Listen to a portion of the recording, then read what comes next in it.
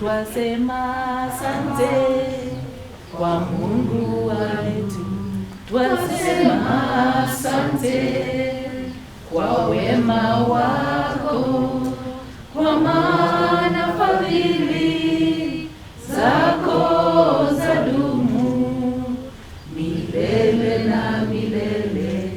Amina. Father, we want to thank you, we glorify you, we give you praise for Nairobi directors that they have held. King of glory, we return all the honor and glory unto you. For in Jesus' mighty and holy name have I prayed and believed. Amen. Thank you very much.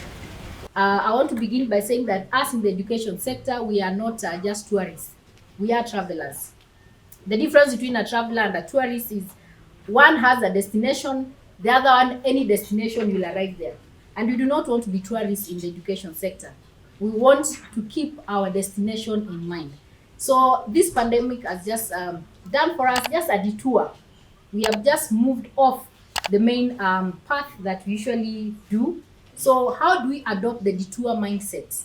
A detour mindset that helps us keep our eyes on the goal and at the same time keep the destination in goal despite having to take a different route. So that is why we are here today.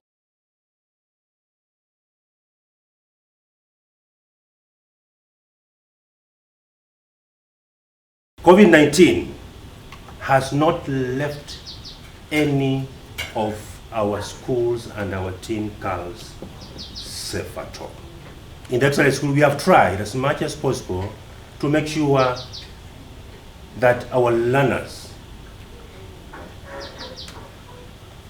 adhere to the laid down protocols.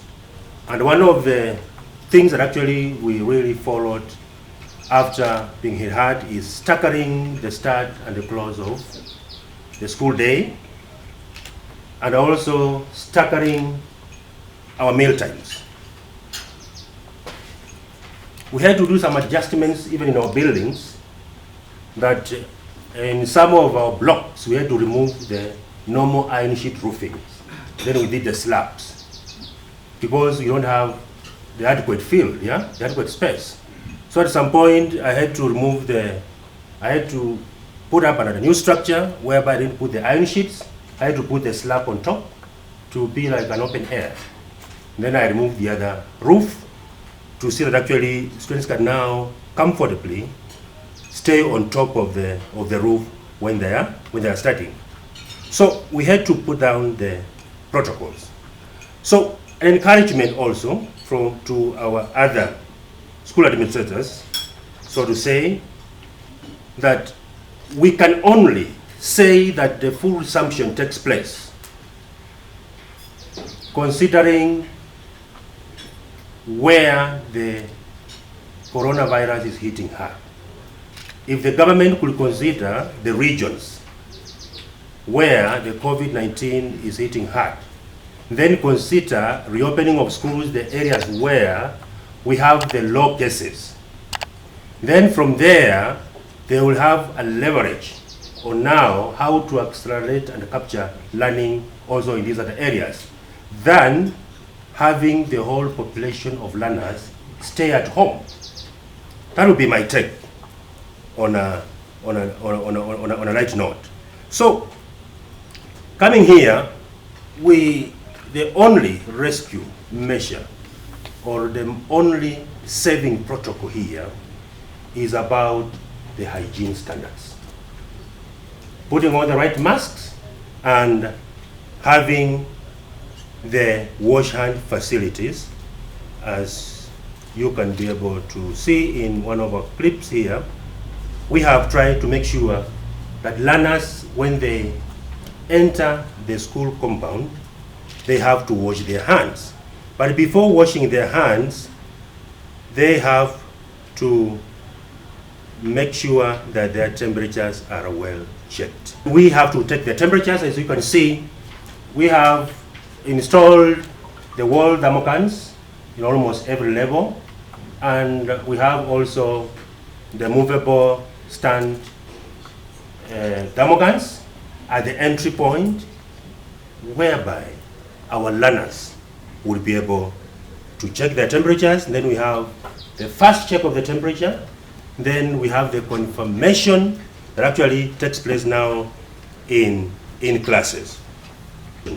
As for us, in our experience, we have put in strategic points almost 25 hand washing stations everywhere. Then we have spread the hand wash stations in every place within the compound. We have like 25 wash stations. We have also one big fumigation gun or machine, and we have several atomizers that actually are used in particular classes. And after every session, every learner spark is fumigated with a small atomizer, as you'll be watching on the clip here, when they are leaving and when they are coming in. And we have also, as I said earlier, expanded our infrastructure somehow. We had to add 2 more classrooms, huge classrooms, that down on the normal ground level, we had 3 big classrooms. But when we were adding 1 level on top, we had to do like only 2 classrooms. And on top of it, as I said, we have just put a whole field whereby learners can learn like in 2 classrooms. Then we have been doing also psychosocial counseling to our learners every morning before the sessions begin. Teachers have to do psychosocial counseling in every class. We have a contagious class in Form 4 of 55 students, but COVID has spread them. So far, we have only managed to have 45 students. The challenges that we have had so far after COVID-19, we have these students in school, yes, but taking care of them. Because in the initial meeting we had with parents, they said, we don't have money, but we want our students back in school. I stood with my teachers, I have to be honest. Despite the challenges which were there, I stood with my teachers. I was not in Nairobi from April, May, and June, but actually we were communicating because we had the online lessons in part of April, and May, June it flopped. But actually I stood with them. At some point, I had to transport some foodstuffs. After 2 weeks, I had to put some foodstuffs in a van to bring to them. When now the first reopening was announced, we have a WhatsApp group. I had to write a message for them to come. We have a meeting as we prepare for cleaning service, for the cleaning up of the school. Then from there, we now welcome the grade 4, the class 8, and the Form 4s, because in my case, in my compound, I have 3 classes of around 139 students in total.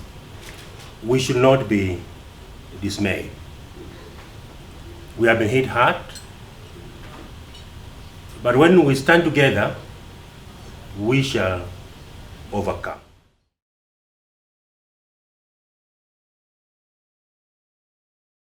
So, when it came to the reopening, we had to constitute a task force. We had to get a team of people who are just thinking, in the unlikely event we do not, come back soon, what happens? What are we supposed to be doing? I had enough support. And for CITAM, then we had the CITAM COVID-19 response team. And I sat on the one for the campus and sat on the one for the overall, just thinking through. And my specialty or my area, specifically when I sat on both committees, was learning institutions. So that even if anyone else forgets, I shouldn't forget to articulate issues pertaining learning or the schools. then we conducted infrastructural audit. Whether we had money or not, we needed to know where are we at, where are we headed to. Then we also came up with a budget, because if you are presenting anything, and by the way, I want to say we are still holding on for the 7 billion, really I hope that comes. Then what else did we want? The sanitizers, the thermal guns, the cameras, the soap, the hand washing points, all that comes with a budget.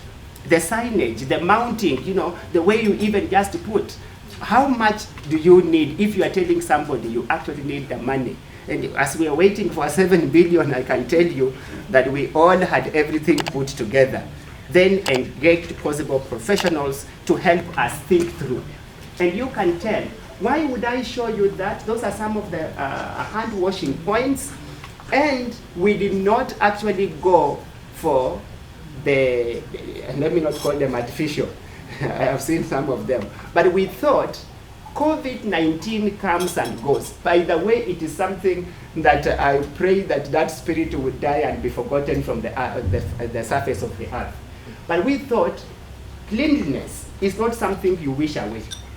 When this season is over, I would that hygiene, cleanliness should be something we embrace, you know, into posterity. And so we actually had those constructed, those have actually been built. On every block, we actually have a hand washing point. And I was looking at it this way, that after all this is said and done, this is not something I want to drop. And that is why I did not actually go for just the artificial, where you may do it today, and when we are told we are okay, we are safe, you do away with it. This is something that I want to insist that it is maintained. So that is how we've gone about it in readiness. Of course, you can see we have mounted some of the signages, so just to sensitize the people.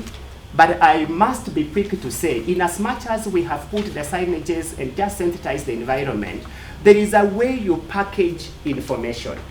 You can tell if you came in and we had all the social distancing stickers all over, it seems to scream. And it can actually cause a lot of panic. And so in as much as I have put, I have also tried to control how I place the signages such that it does not cause unnecessary panic, yet the information is packaged and passed across. Then I must say that the Ministry of Education gave us a very short notice. So how did I respond to that? I delayed opening for at least 2 days, then allowed for in-person meeting that I had already alluded. The Great Force came in person, then shared the circular from the Ministry of Education. There's a circular release that came, and I realized it had a lot of information. And you know, that is that is authority. That is actually authority that you can refer to. And issues arising in that meeting, even from that circular, we had the issues of discounts and refunds. I don't know whether they ever came to the table of any director here. You know, first term we had, 3 weeks. Where is that money? The transport, the children didn't eat. I mean, where is that money? Can we get it? And those are some of the things. I normally say, mangi si mangi do. So I have had to prevail on the teachers. Please make sure you have your mask on. Because if you don't, then you can tell that the learners will not put them on. So you set the example, lead by example. So those are just some of the images of the classes going on. Now, allow me to say that there's something that I would love to mention. Manage information. Manage information. I mean, package it and give it in moderation. A child could run a fever. How do you go about it? You really don't. You really don't need to have the whole school know that there's a child running a fever. Just be in touch with the parents and let the parents actually pick the child and attend to them. Sometimes it may not necessarily be COVID. So just manage information. Because I know directors who are seated here, if a report would ever go home that in our class, there was someone running a fever. In fact, for them, they will say there was a COVID case. You can be sure, my friend, the following day the school will not be on. There will be no one coming, including the teachers. So I had just to actually talk to them and tell them, manage information. Don't panic. Remain calm, remain cool, remain collected. Whatever it is, we will handle it from here. So that is what I want to say. Then collapse the online classes. I realized that parents were pushing for the hybrid system. They wanted the online to remain and the physical class to continue as the government had said. But then I realized that I was not actually going to come back. So what did I do? I just collapsed the online classes for grade 4 and for standard 8. And it worked, because the standard 4s, I have over 100 who turned up. The 6 or so who didn't, it is actually challenges and others who are retrenched. So, and prevailed on the staff to lead by example. So, what then are a few of the challenges? I come to the close. I allow for very limited access to the institution when the children, when the school is in session. Of course, you can tell finances for infrastructure, development of upgrade. Then the issue of mental health, anxiety, due to uncertainty, you can tell the teachers I have received are not just the same. You can actually tell the very bubbly, jolly, whatever, it's no longer there. People are not just themselves. So there is something about that, and with the help of the HR, we are actually trying to package some workshops that could help them. Another challenge is the TSC recruitment. You can tell that in one of my schools, I have almost 3 or 4 teachers who have actually been engaged. So you can tell, and in very key positions, if you have 3 teachers in class 8 going to TSC, then you know it's not very easy to replace those ones. And around this time, and of course private schools, people think we are very shaky. So that has been a challenge. Of course, there have been a few dropouts, but I just wanted to mention directors. I see quite a number of parents coming for interviews. And some of them, they want to accelerate the children. I have actually discovered that if a child was in grade 3, they will bring him or her over to go to grade 4. So for you, you think you are receiving a grade 4, but in the actual sense, that is a grade 3 who has actually now been transitioned to grade 4. How are we going about it? I am insisting you must bring me the progress reports. Without that, we are not considering. So how is my response? So upgrading of infrastructure. You know, there are things that you cannot wish away. I understand why the British system actually had very few numbers. So going forward, you don't want to always be caught up in crisis. So upgrading of infrastructure, then alternative revenue streams. I love what the director has said. He's already there. And there are some things that we were doing over this season. Are they things that we are going to drop? I want to encourage that if you actually found another alternative, revenue alternative, that you actually grow it also. Enhancement of digital literacy, you may want to think about it, is a response. Then continuous staff capacity building in whichever dimension. Then explore the possibility of establishing full-fledged open distance learning or virtual school. Then we have be open to the hybrid or blended system. If you have never thought about it in your institution, you may want to actually begin to think about it. Then build a strong social network and support system. Now you can tell in terms of where we are heading, that's the structure that is already approved. In the next maybe 15 days or so, the structure then should be coming up. And now we are all at different levels, but as the Lord gives you capacity, you want to think in terms of infrastructure if you have a vision of remaining relevant in the space of education. Finally, keep it simple and look beyond COVID-19 pandemic.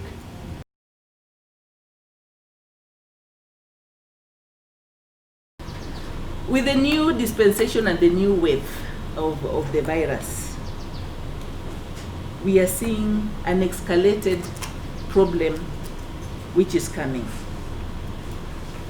At this particular point in time, our very own parents who have delivered their children back in grade 4 and grade 8 are not paying school fees in a manner that we expected.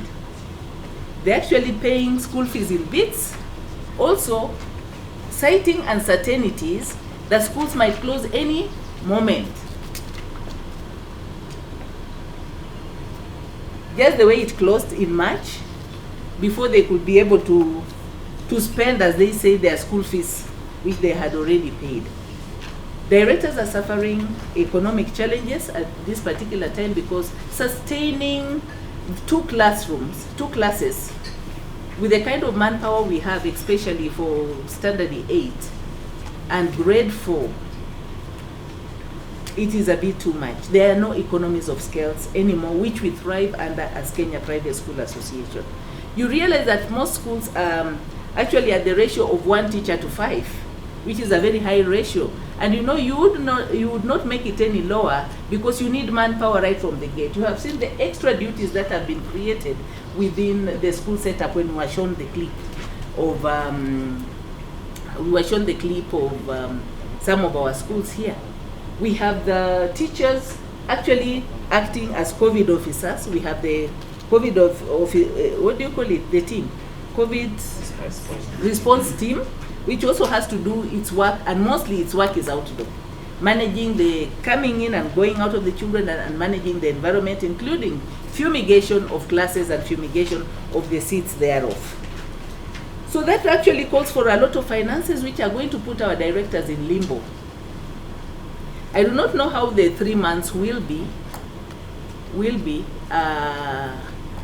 stating the fact that we are now in our 3rd week, and the few little resources we had are being depleted.